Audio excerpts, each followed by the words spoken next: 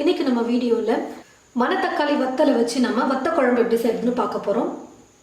Stove பற்ற வச்சுட்டு ஒரு கடாய் வச்சிருக்கேன். கடாயில 1 ஸ்பூன் அளவுக்கு எண்ணெய் சேர்த்துக்கிறேன். எண்ணெய் நல்லா சூடு ஏறினதும் 1 ஸ்பூன் அளவுக்கு உளுத்தம்பருப்பு சேர்த்துக்கிறேன்.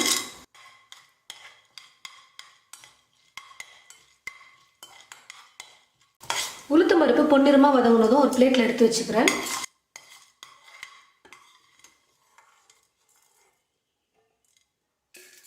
ஒரு வெங்காயம் எடுத்து நல்லா கட் பண்ணி வச்சிருக்கேன். அதை ஆட் பண்ணிடுறேன்.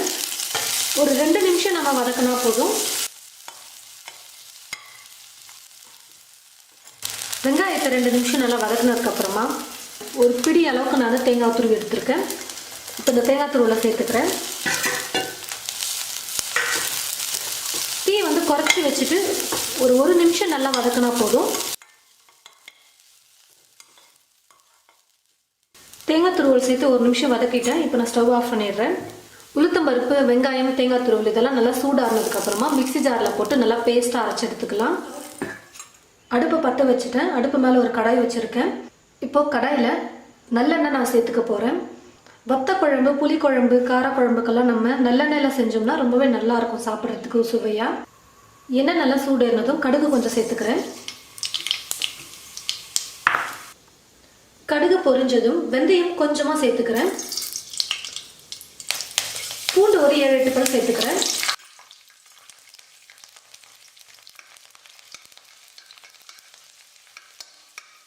பத்துல இருந்து 15 சின்ன வெங்காயம் எடுத்து ஓரளவுக்கு கட் பண்ணி எடுத்து வச்சிருக்கேன். இப்போ நான் சேர்த்துடுறேன்.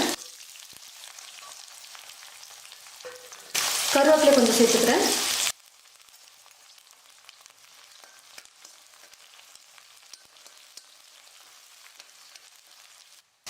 பாருங்க, ஒரு லெமன் சைஸுக்கு நான் புளி எடுத்துருக்கேன். புளியை நல்லா ஊற வச்சு எடுத்துக்கிறேன். வெங்காயம் இந்த மாதிரி நல்லா வதங்கினதுக்கு அப்புறமா ஒரு பெரிய தக்காளி பழம் எடுத்து கட் பண்ணி வச்சிருக்கேன். அதை சேர்த்து நல்லா வதக்கிக்கிறேன்.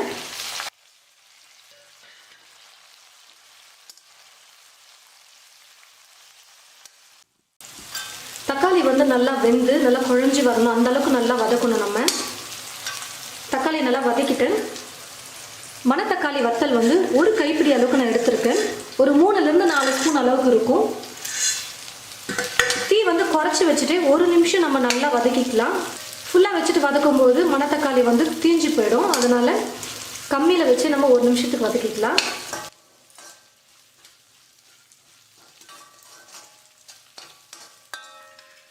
மணத்தக்காளியை வதக்கினதுக்கு அப்புறமா மஞ்சத்தூள் கொஞ்சம் சேர்த்துக்கிறேன். குழம்பு மிளகாய் தூள் 2 ஸ்பூன் சேர்த்துக்கிறேன்.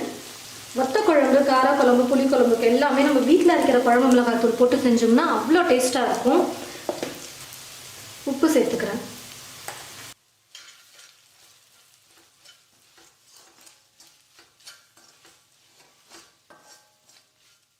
மிளகாய் தூளை நல்லா கலந்து விட்டுட்டு நம்ம அரைச்சி வச்சிருக்கிற விழுதை சேர்த்துக்கலாம்.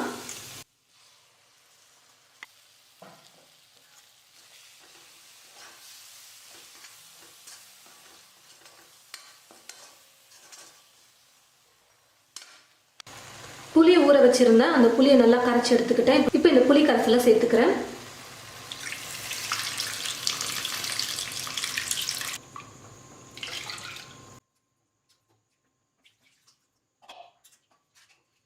தண்ணி இப்போ நமக்கு தேவையான அளவுக்கு வச்சுக்கிட்டு நம்ம குக் பண்ணிக்கலாம். மேலே ஒரு மூடி போட்டு மூடிட்டு அப்பப்போ கிளறி விட்டுட்டு 15லிருந்து 20 நிமிஷத்துக்கு நம்ம குக் பண்ணி எடுத்துக்கலாம். பாருங்கள் ஃப்ரெண்ட்ஸ், நல்லா நான் குக் பண்ணிக்கிட்டேன். எவ்வளோ தண்ணி வச்சுருந்தோம் அந்த தண்ணியெல்லாம் நல்லா வற்றி மணத்தக்காளியும் நல்லா வெந்து சூப்பராக வந்திருக்கு. வத்த குழம்பெல்லாம் இந்த பதத்தில் இருந்தால் தான் நல்லாயிருக்கும் சாப்பிட்றதுக்கு. நம்ம அரைச்சி ஊற்றின விழுது, புளி கரைசலோட பச்சை மணம் எல்லாம் போயிட்டு நல்லா சூப்பராக இருக்குது வத்த குழம்பு. இப்போ நான் ஸ்டவ் ஆஃப் பண்ணிக்கிறேன். புளி கரைசலை ஊற்றிட்டு நம்ம எவ்வளோ நேரம் குக் பண்ணுறோமோ அந்த அளவுக்கு நல்லாயிருக்கும், டேஸ்ட்டாக இருக்கும் வத்த குழம்பு. நான் 20 நிமிஷம் ஸ்டவ்வை குறைச்சி வச்சுட்டு நல்லா குக் பண்ணியிருக்கேன். இது போல் நீங்களும் உங்களுடைய வீட்டில் மணத்தக்காளி வத்த குழம்பு செஞ்சு பாருங்கள். செஞ்சு பார்த்துட்டு எப்படி இருக்குன்னு மறக்காமல் கமெண்ட் பாக்ஸில் கமெண்ட் பண்ணுங்கள். இது போல் நிறைய ரெசிபிஸ் பார்க்க இந்த சேனலை மறக்காமல் சப்ஸ்கிரைப் பண்ணி வச்சுக்கோங்க. கூடவே பக்கத்தில் இருக்கிற பெல் ஐக்கானையும் கிளிக் பண்ணிக்கோங்க. தேங்க்யூ.